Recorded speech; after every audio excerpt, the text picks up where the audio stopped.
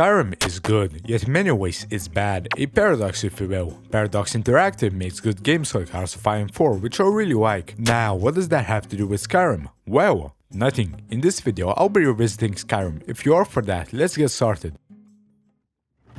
Hey, you're finally awake.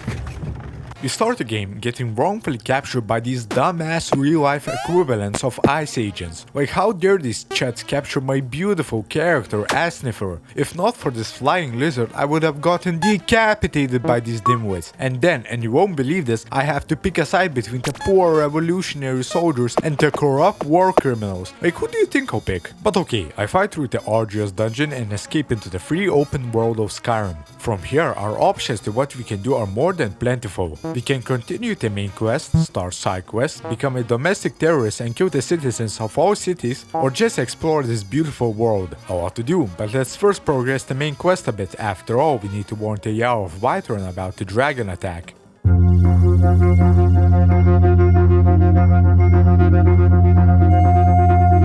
Once AssSniffer reaches the Jarl and informs them about the impending dragon disaster, he gets a reward. The reward being more work for the Jarl in the form of helping his court wizard retrieve an ancient artifact from Bleakfall's barrel. Now I have a teeny tiny problem with all of this. Why would the Jarl of a pretty big town put such an important task in the hands of AssSniffer, a random nobody? Sure, we brought the news about the disaster that is dragons, but in no way does that qualify our local ass to go and fight through an ancient Nordic tomb full of scary enemies with the sole purpose of retrieving the Dragonstone. What if I stole the artifact and never returned, huh? Well then, you rich dummy. After AssSniffer retrieves the Dragonstone and gives it to the court wizard, a dragon conveniently happens to go and attack one of the city's watchtowers. And guess who is tasked with dealing with the crisis? It's me, AssSniffer. So we go there, defeat that naughty lizard, and it turns out AssSniffer is some super duper special being called the Dragonborn.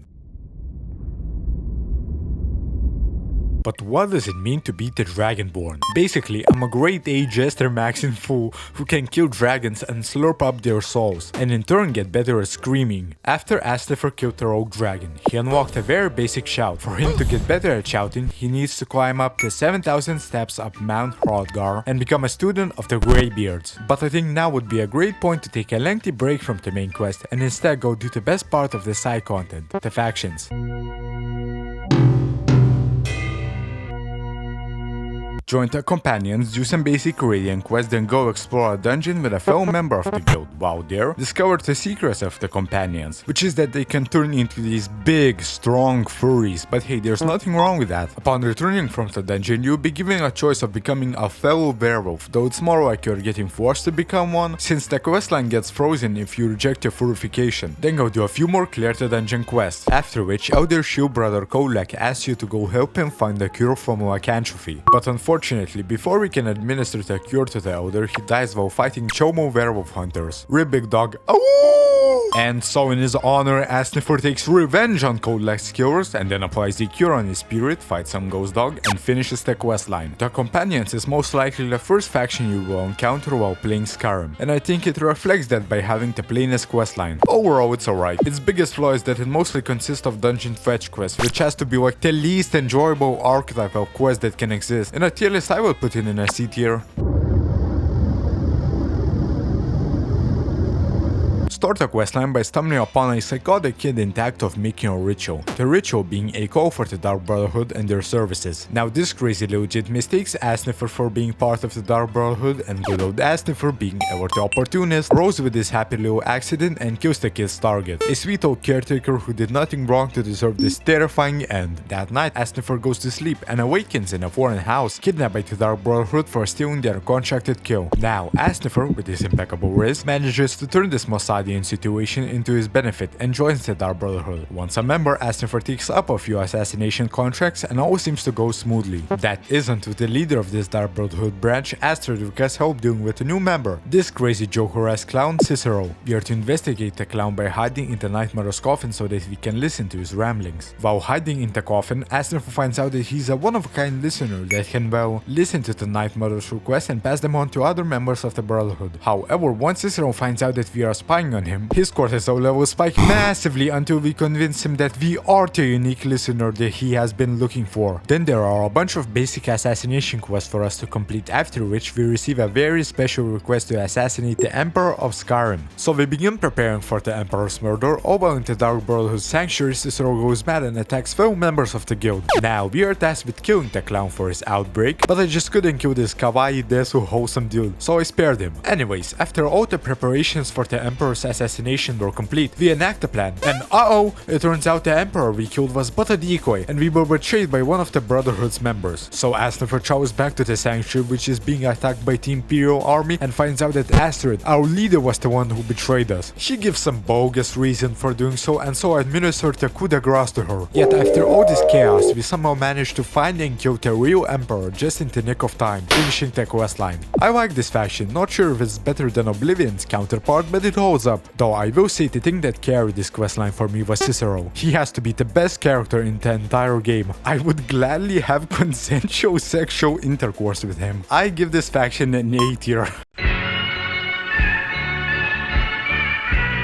我在北京。 Before we start the Mages Guild, do you wanna hear a fun fact? You do! Perfect! Wow, did you know that Osama bin Laden had things like Naruto, Animal Crossing, and Dragon Ball on his hard drive? Isn't that wild? Anyways, AssSniffer begins the questline by arriving at the College of Winterhold. He does an entry test, gets a tour around the school grounds, and participates in a magic lesson. From here, we go to an ancient Nordic tomb for a research lesson, discover a secret passage, meet some dude who can freeze time. He tells us that only I, AssSniffer, can save the world from what's coming. Cryptic as all hell, man. Like, dude, I have time. Explain your vague post to me, you beautiful bastard. Anywho, AssSniffer goes deeper into the tomb and discovers a primordial floating orb. We then rush to tell the Archmage about our discovery and then do a bunch of fetch quests in pursuit of more knowledge about the orb. Then, for some reason, in the basement of the college, there's a non-corporeal man made out of magicka. This dude is like a past student of the college, but like, why is he here and is anyone charging him rent? Then we go through another long dungeon for research. Once we get back, we find out that a high elf, who was like an advisor for the school, went sicko mode and is now trying to utilize the orb to obtain unimaginable power. And so to save the college, we have to go through another long dungeon. AssSniffer returns from the dungeon with a fancy ass staff, fights the high elf, and becomes the Archmage, finishing the questline. It's a pretty enjoyable faction. The ending sequence of solving the crisis in the college was cool, but the multiple long dungeons made me wanna blow my shit off smooth. I really dislike the dungeons in Skyrim. They all roughly look the same. The enemies in them mostly consist of presets between Draugrs, vampires, and Falmer. The puzzles in them are brainless. Anywho, the Mages Guild is like a low B tier.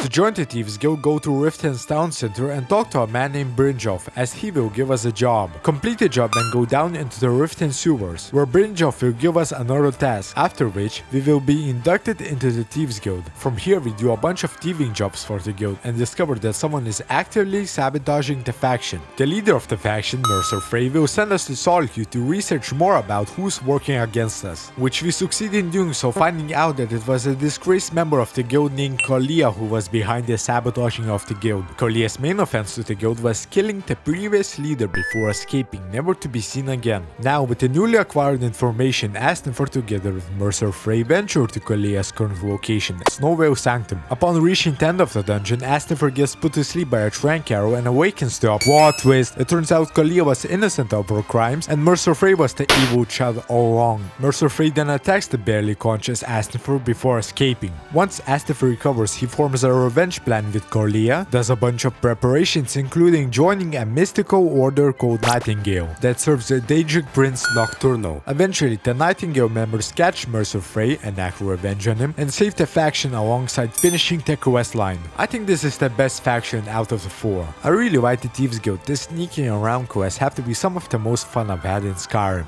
Though the ending with all the Nightingale stuff felt a bit too dragged on and confused my little smooth brain, so actually fuck this faction, F tier.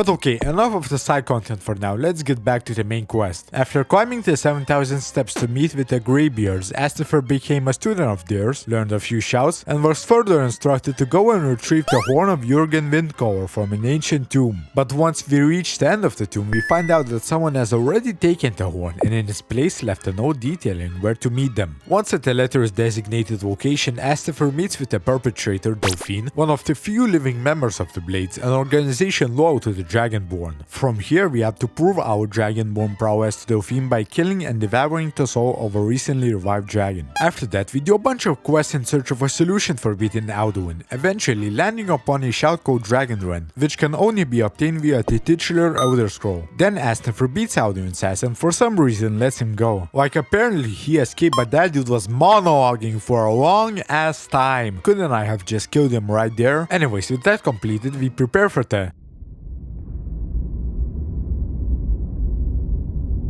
the preparations for the final fight include convincing the Imperials and the Stormcloaks to get a truce in potentially the most boring quest of the entire game. This is required because the Jarl of Whiterun won't lend his much needed help to us unless the Civil War has been concluded, or at least put on hold. Once the truce has been established, we lure in and trap Alduin's ally into Dragon's Reach. Then we convince the dragon to be a snitch so that he would tell us where Alduin fled. Apparently, the World Eater scurried away to Sovngarde, a Nordic heaven of sorts, so we convince the dragon to transport us to the only portal linking the living world and Sovngarde. AssSniffer enters that portal, talks to the fallen heroes inside, devises a plan to beat Alduin with them, and finally finishes Skyrim by beating this Jester Maxin ass chud. I'm pretty underwhelmed about the main quest. It just does not feel like the end of the world. We're supposed to face the final threat of the world, Alduin with his newly revived army of dragons. There's supposed to be carnage all around Skyrim, cities burned down, people killed, but what you get is an occasional dragon attack and the final boss which is just not menacing.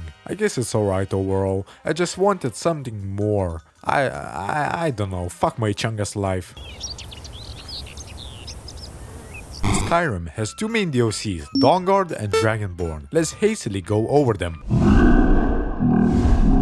While minding my own business, I randomly get attacked by these chomos. I quickly annihilate them like a good Samaritan and find out that they were sent by an entity named Mirak from an island called Solstheim. AssSniffer travels to the island and finds out that Mirak has been dead for thousands of years. Nonetheless, we travel to Mirak's ruins to investigate further, and inside the ruins find a black book. Upon reading the book, AssSniffer gets transported to another realm, where he comes face to face with senior chomo himself, Mirak. Although not dead, he is trapped in this realm and is close to escaping. Then we help the village of Skullabunch find another black book, travel to the other realm, Apocrypha, which is revealed to be the realm of Daedric Prince Hermaeus Mora. We then make a deal with this shady ass hentai tendril looking prick. He gets the information that the village of Skull has been hiding, and AssSniffer, in return, gets a shout that will be required to defeat Mirak. AssSniffer reads the black book, travels to Apocrypha once again, fights Mirak and defeats him, finishing the DLC. It's a good add-on. I really love the realm of Apocrypha. It's so mysterious and ominous, and the final fight with Mirak was quite fun too. Very good, moving on.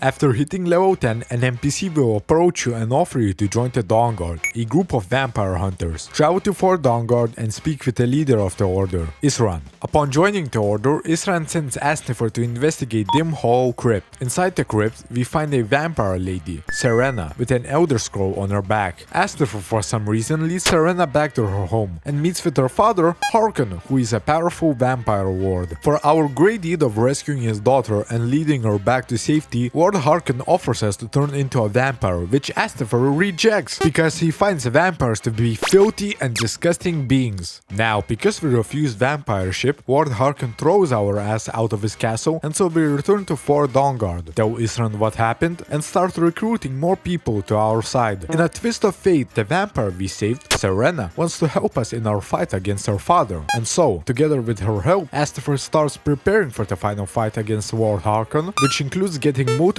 Elder Scrolls and finding an important weapon, Orio's bow. With preparations complete, the Dawnguard order starts the attack against Lord Harkon, eventually leading into Vampire Lord's defeat and us finishing the DLC. I really like Dawnguard. It's full of things to do and see. Some areas are so visually unique, especially Soul Cairn. I can't stop thinking about about that place. Also, I feel like characters take more of the focal point in this questline than usually seen in Skyrim, which is great. The final battle is really fun too. Everything is just great about this DLC. Let's speak.